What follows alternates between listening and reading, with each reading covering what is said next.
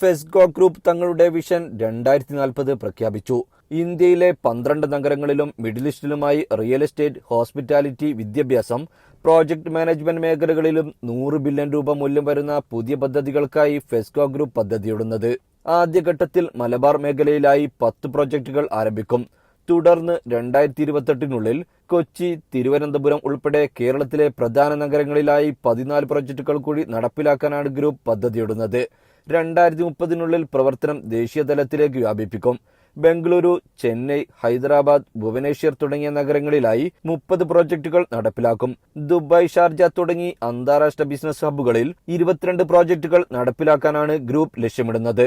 ഫെസ്കോ ഗ്രൂപ്പിന്റെ വിഷൻ 2040 പ്രഖ്യാപന ചടങ്ങ് FESCO the future Dubai millennium plaza hotel വെച്ച് നടത്തുമെന്ന് FESCO group chairman doctor Arakkal Bava പറഞ്ഞു.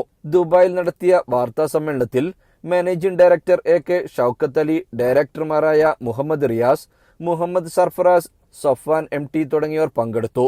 ജീവൻ ന്യൂസ്, ദുബായ്.